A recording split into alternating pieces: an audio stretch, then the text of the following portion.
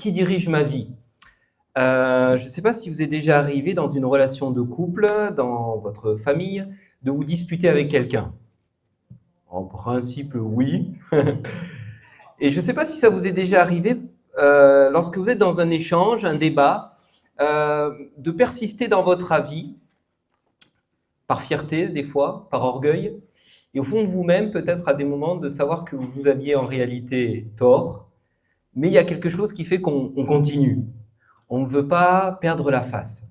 On veut, devant l'autre, montrer notre force, notre capacité de raisonnement. Et c'est un peu le propre de la nature humaine. Je ne sais pas vous, mais on a du mal. On a du mal à laisser quelqu'un d'autre nous diriger.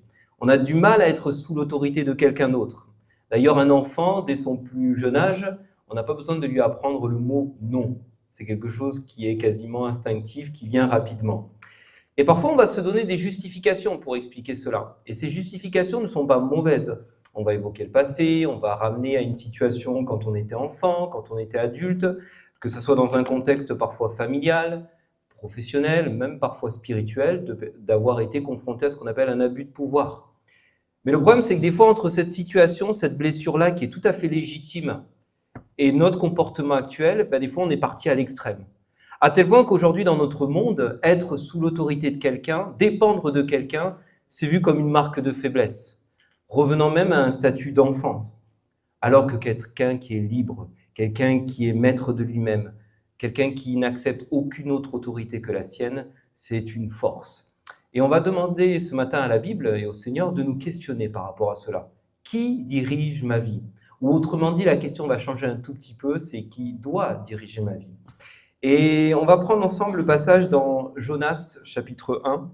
Tu pourras juste passer pour la lecture introductive pour les versets. Une histoire que vous connaissez assez bien, et on va voir en quoi elle peut nous enseigner ce matin.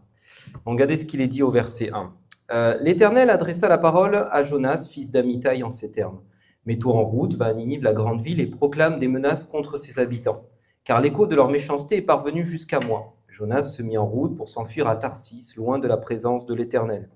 Il descendit au port de Jaffa, où il trouva un navire en partance pour Tarsis. Il paya le prix de la traversée et descendit dans le bateau pour aller avec l'équipage à Tarsis, loin de la présence de l'Éternel. Mais l'Éternel fit souffler un grand vent sur la mer et déchaîna une si grande tempête que le navire menaçait de se briser. Les marins furent saisis de crainte et chacun se mit à implorer son Dieu. Puis ils jetèrent la cargaison par-dessus bord pour alléger le navire. Quant à Jonas, il était descendu dans la cale du bateau, il s'était couché et dormait profondément. Le capitaine s'approcha de lui et l'interpella. « Hé, quoi, tu dors? Mets-toi debout et prie ton Dieu. Peut-être Dieu se souciera-t-il de nous, et ne périrons-nous pas ?» Pendant ce temps, les matelots se dirent entre eux, « Allons, tirons au sort pour savoir qui nous attire ce malheur. » Ils tiraient donc au sort, et Jonas fut désigné. Alors, ils lui demandèrent, « Fais-nous savoir qui nous attire ce malheur. Quelles sont tes occupations? D'où viens-tu? De quel pays et de quel peuple es-tu » Jonas leur répondit, « Je suis hébreu, et je révère l'Éternel, le Dieu du ciel, qui a fait la mer et la terre. » Il leur apprit qu'ils s'enfuyaient loin de la présence de l'Éternel. Aussi ces hommes furent-ils saisis d'une grande crainte et lui dirent, « Pourquoi as-tu fait cela ?» Comme la mer se démontait de plus en plus, ils lui demandèrent, « Que te ferons-nous pour que la mer se calme et cesse de nous être contraire ?» Il leur répondit, « Prenez-moi et jetez-moi à la mer, et la mer se calmera, car je sais bien que c'est à cause de moi que cette grande tempête s'est déchaînée contre vous. » Ces hommes se mirent d'abord à ramer de toute leur force pour regagner la côte, mais ils n'y parvinrent pas, car la mer se déchaînait toujours plus contre eux. Alors ils crièrent à l'Éternel et dirent, « Ô Éternel, nous t'en prions, ne nous fais pas périr à cause de cet homme, et ne nous tiens pas responsables de la mort d'un innocent, car toi, ô Éternel, tu as fait ce que tu as voulu. » Puis ils prirent Jonas et le jetèrent par-dessus bord. Aussitôt la mer, en furie, se calma. Alors l'équipage furent saisis d'une grande crainte envers l'Éternel. Ils lui offrirent un sacrifice et s'engagèrent envers lui par des vœux. Amen. Un peu particulier cette histoire que l'on va voir ensemble. On fait la connaissance d'un prophète dont le nom signifie colombe, un prophète qui est originaire de Galilée, dans un territoire qui était attribué à la tribu de Zabulon. Et il a été prophète dans le royaume du Nord, auprès d'un roi qui s'appelait Jéroboam II. On est à peu près au 8e siècle avant Jésus-Christ. Et son histoire va ainsi nous apprendre sur les relations, les liens complexes qu'il y a entre lui et Dieu, avec au centre de cette question la direction, l'autorité et ce qui va avec l'obéissance. On verra 3 points dans ce message. Le premier, on parlera de Jonas qui veut garder le contrôle de sa vie. C'est une grande partie du chapitre que l'on vient de lire. Ensuite, on verra Jonas qui accepte de laisser Dieu diriger sa vie. Et enfin, on verra que Jonas a besoin de laisser Dieu diriger toute sa vie. Et c'est surtout le tout qui va nous intéresser dans cette troisième partie. Du coup, tu pilotes, Pierre? Oh, ça me va. Jonas, il appartient au peuple de Dieu. Il appartient à ce peuple-là, un peuple élu par Dieu, et Dieu l'appelle avec une mission particulière. Regardez ce qu'il dit au verset 2. Il lui dit, tu vas te mettre en route à Ninive et tu vas proclamer des menaces contre ses habitants. Alors, mon côté histoire géo revient. J'aimerais juste qu'on passe la carte. Ouais, voilà. Parce que parfois, quand on n'est pas de la région, ça ne nous parle pas trop. Jonas, lui, il vient de Gath-Hépher. Il est à 800 km au sud-ouest de Ninive. Et Dieu lui demande de faire ce trajet-là, de partir à Ninive. Ninive, à cette époque, c'est la capitale d'un empire puissant, l'empire assyrien. Un peuple qui est ennemi d'Israël. C'est d'ailleurs ce peuple-là qui, quelques années après l'histoire de Jonas, détruira ce royaume. On est en 722 avant Jésus-Christ. Et cela avait été prophétisé du temps de Jonas par un autre prophète qui s'appelle Amos. Et Dieu va lui indiquer d'aller à Ninive, et associé à cela, il lui donne un message. Et ce message, c'est que la méchanceté de ce peuple est montée jusqu'à Dieu, et il y a un jugement qui va avoir lieu. On le voit dans un autre prophète, Nahum, qu'on voit par exemple au chapitre 3 et au verset 1. Regardez ce qu'il est dit. Quel malheur pour Ninive, la ville où le sang coule, elle est remplie de mensonges, de violences, et les pillages ne cessent pas. Dans le chapitre 2 et au chapitre 3, il y a tout un portrait peu flatteur qui est fait de ce peuple. On parle d'un peuple qui est cruel, un peuple qui pratique l'immoralité, un peuple qui trompe Dieu dans les affaires, un peuple qui exploite des personnes sans défense, un peuple qui est tourné vers la magie, l'idolâtrie, bref, un peuple finalement qui s'éloigne de la volonté de Dieu. Et en raison de leur comportement, Dieu veut les prévenir du jugement qui risque d'arriver. Et pour cela, il y a une confiance que Dieu a en Jonas. Jonas, tu vas être mon messager. Tu vas être mon porte-parole, celui qui va parler à ce peuple-là. Et donc, il y a une confiance. Et qu'est-ce que l'on voit du comportement de Jonas? C'est que Jonas va s'éloigner de la présence de Dieu. Il ne va pas suivre cet appel-là. Regardez ce qu'il dit au verset 3, dans Jonas 1 au verset 3. Au lieu d'aller se diriger vers Ninive, il va partir dans une autre direction, et là on peut prendre la carte.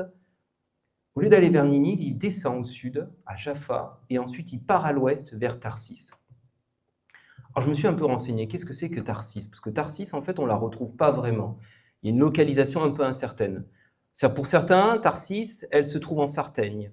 Pour d'autres, Tarsis, c'est Tartessos en Espagne, donc au plus sud de l'Espagne, vers Gibraltar. Et pour d'autres, c'est assez intéressant, c'est qu'à l'époque, c'était synonyme de haute mer, du bout du monde. D'ailleurs, les navires qui faisaient longue distance, on les appelait les navires de Tarsis. Donc pour montrer en fait que quelqu'un qui part au bout du monde, loin, loin, loin de la présence de Dieu. Et par cet acte-là, Jonas désobéit à Dieu. Pourquoi? Parce que pour lui, ce que Dieu lui demande, et on le verra par la suite, c'est profondément choquant et inacceptable.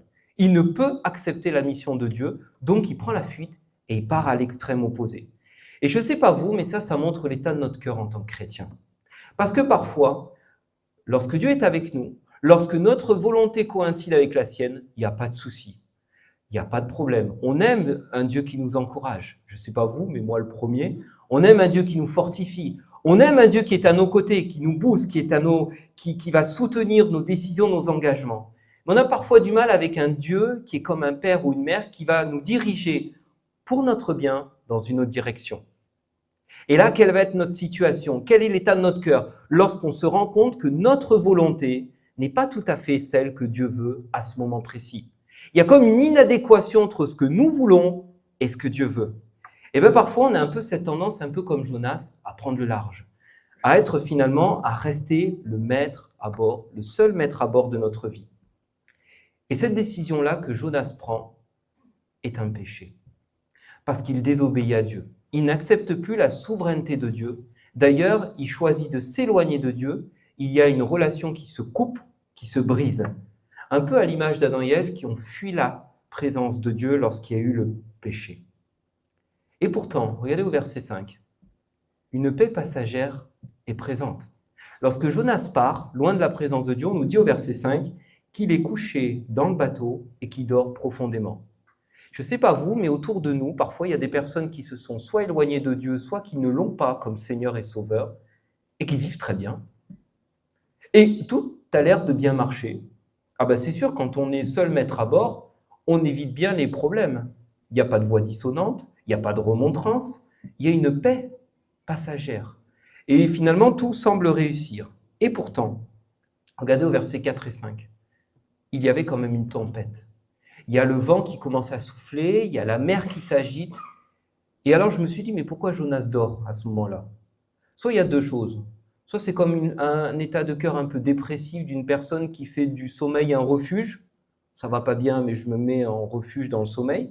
Soit un peu à l'image, vous savez, du conducteur qui voit un voyant rouge sur le tableau de bord et qui n'en prend pas garde et qui continue sa traversée. En tout cas, cette épreuve, elle nous apprend plusieurs choses. Déjà, premièrement, je suis désolé de vous l'apprendre, on ne peut pas fuir la présence de Dieu. Dieu, il est omniprésent. Il est tout le temps là. On ne peut s'éloigner de lui réellement. Dans notre cœur, on peut vouloir s'éloigner de lui, mais lui, il est là. D'ailleurs, même le monde qui ne le connaît pas, un jour devra lui parler en face, devra se trouver devant le trône de Dieu. La deuxième chose aussi, c'est qu'on voit que cette épreuve-là, qu'il a vécue, cette tempête, est la conséquence de sa désobéissance. Et parfois, on est dans des tempêtes et on peut dire « Oh Seigneur, tu nous éprouves, etc. » Oui, bien sûr. Mais parfois, ces tempêtes, on les a même provoquées.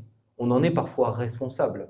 Et cela nous épuise, cela nous freine dans notre vie chrétienne. Parfois même, cela peut aller jusqu'à la mort physique.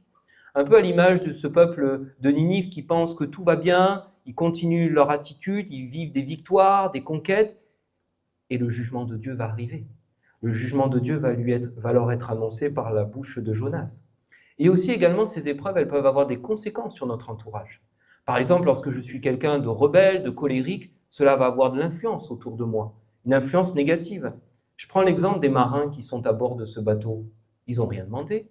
Ils se trouvent à bord d'un bateau, pris dans une tempête, et cette tempête-là est la conséquence de la désobéissance de Jonas. Et Jonas, pourtant, et versets 9 à 10, ce que j'aime dans ce passage, c'est qu'il y a toute la complexité de l'être humain. Regardez ce qu'il dit, Jonas.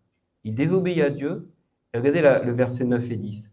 Il répond, je suis hébreu, je révère l'Éternel, le Dieu du ciel qui a fait la mer et la terre.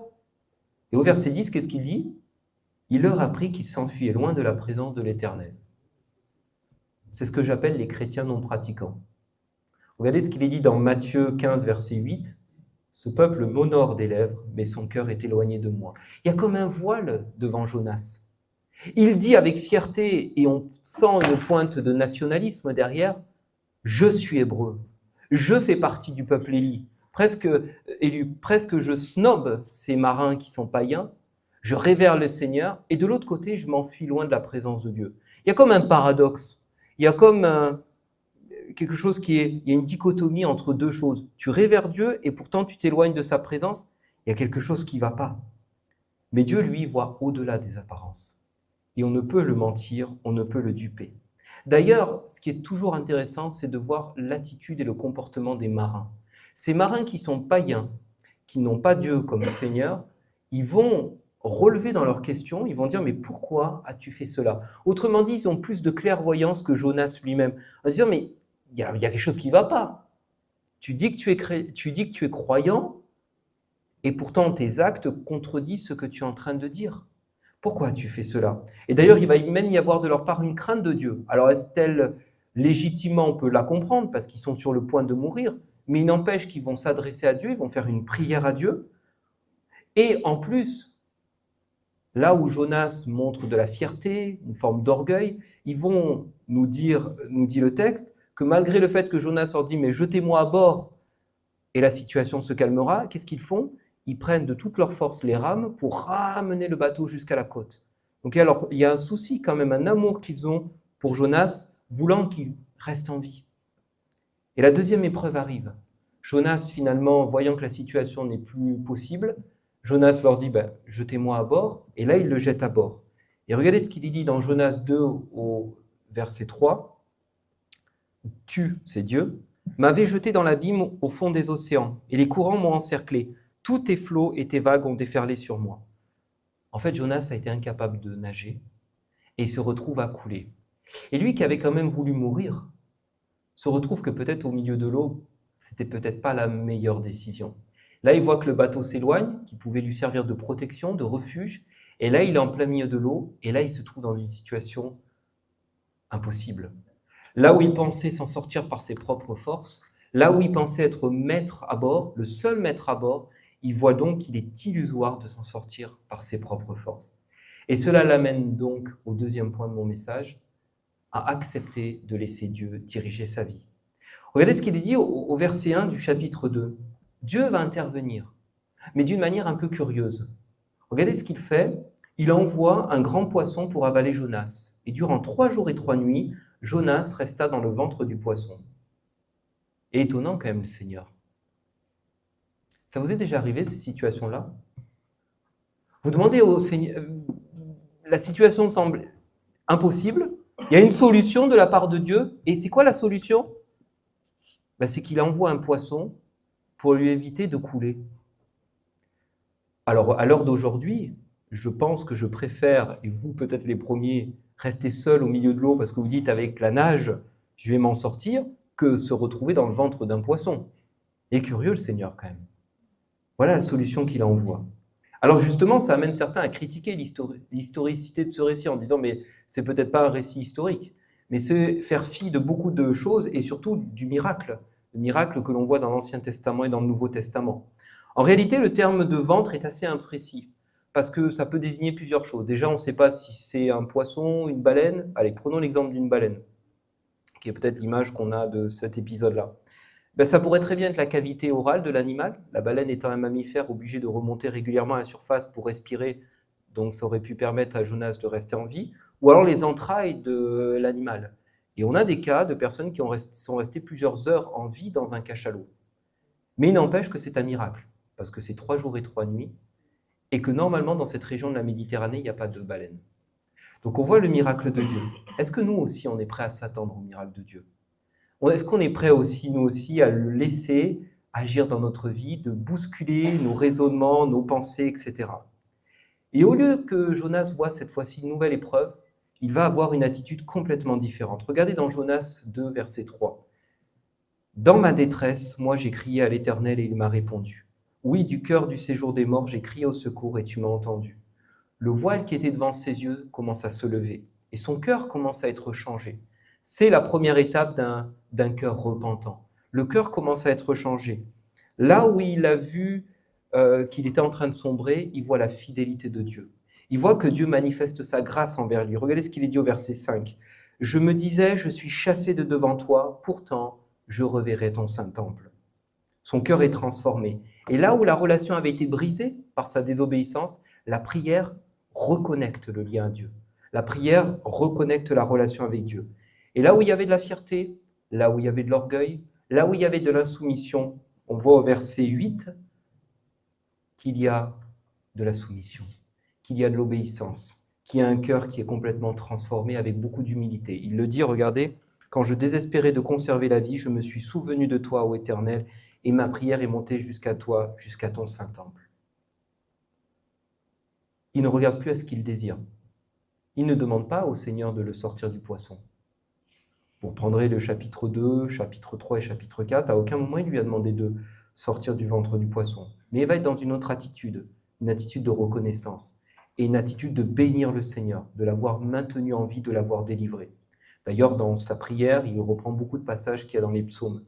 Et ce changement de mentalité va amener l'intervention du Seigneur. Le cœur de Dieu va être touché de voir son serviteur agir de la sorte. Et c'est ce que Dieu désire de notre cœur. C'est que nous ayons cette nouvelle mentalité. Parfois, nous essayons de marchander avec Dieu. Ne marchandons pas. Mettons un genou à terre. Peut-être un peu comme ce fils prodigue, lorsqu'il revient vers le Père, il dit « Mon Père, j'ai péché contre Dieu et contre toi. Je ne mérite plus d'être considéré comme ton fils. » Vraiment cette humilité, de dire « Moi, la créature, je ne vais pas demander au Créateur d'agir de la sorte, de faire ainsi les choses. Mais je me laisse entre ses mains façonner, agir. » Et qu'est-ce que fait le Seigneur? Regardez au chapitre 2, verset 11 et au chapitre 3. L'Éternel parla au poisson qui rejeta Jonas sur la terre ferme. L'Éternel adressa la parole une seconde fois à Jonas en ces termes: Mets-toi en route, va à Ninive, la grande ville, et proclame là-bas le message que je te communique. Il y a 2 restaurations que Dieu fait. Il y a un peu une nouvelle vie pour Jonas.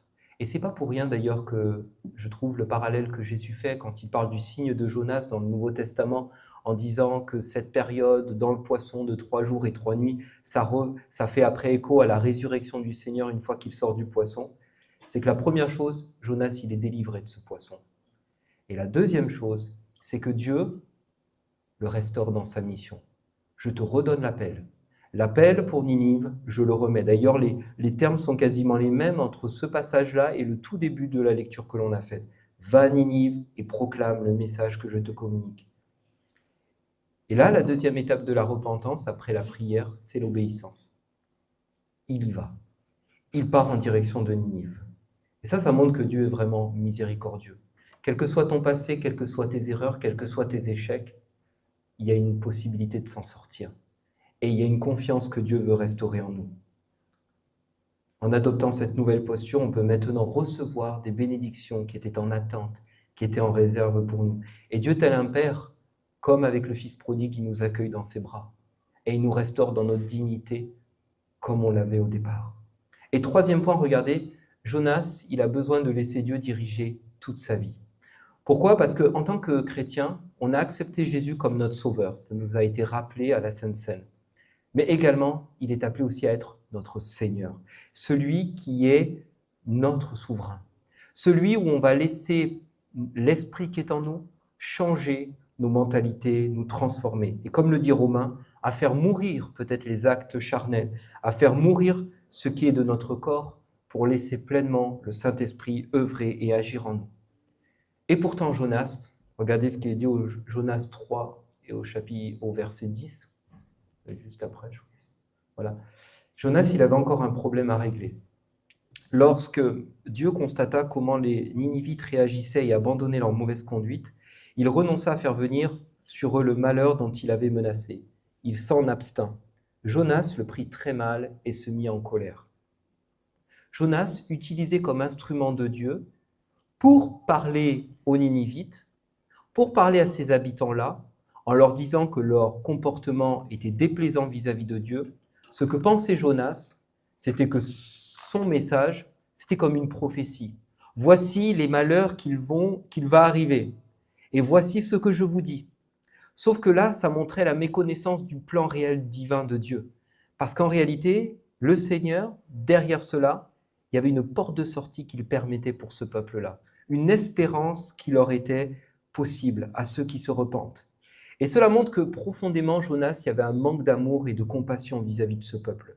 Parce qu'au lieu de se réjouir, je ne sais pas, moi, en tant que prédicateur, je prêche et puis des personnes se tournent au Seigneur, il y a une joie profonde dans mon cœur.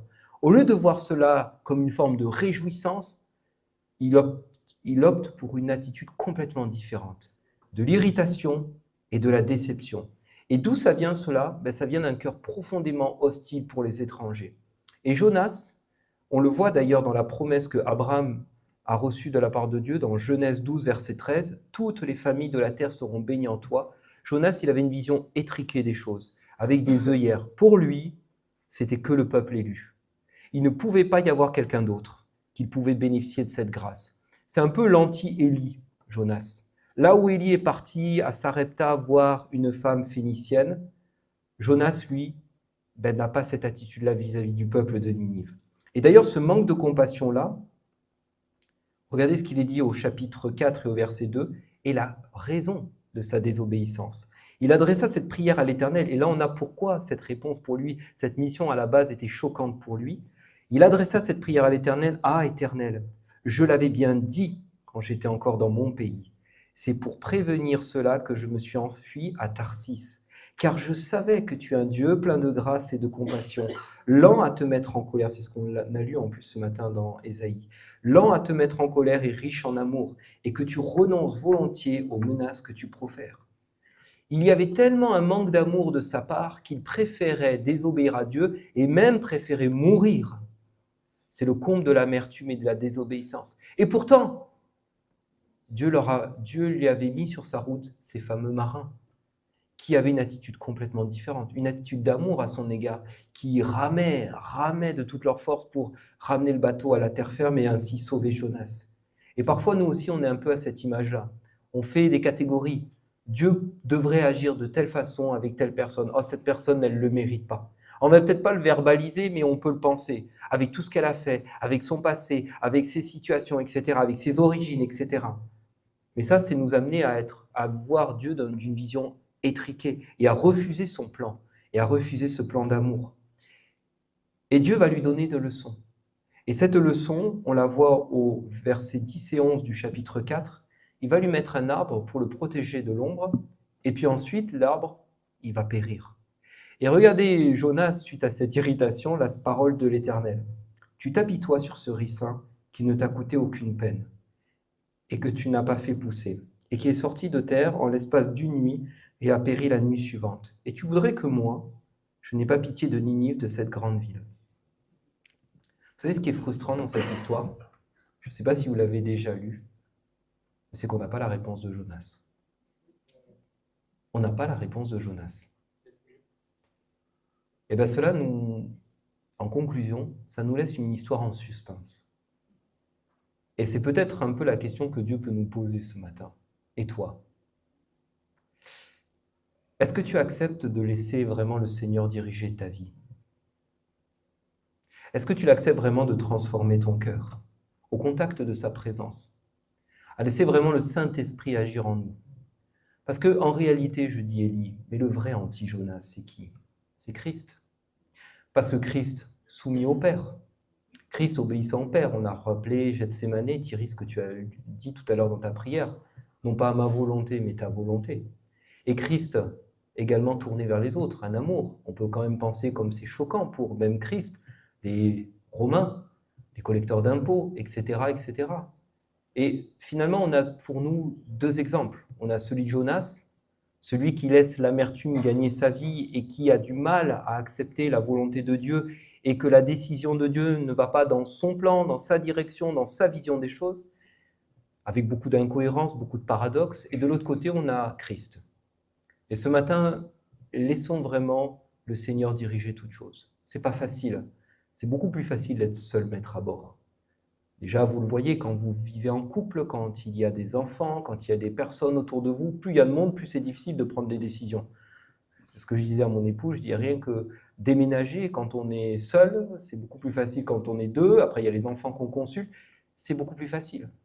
Mais n'oublions pas que quand on a une vie chrétienne, on est au minimum deux. Il y a nous et Dieu.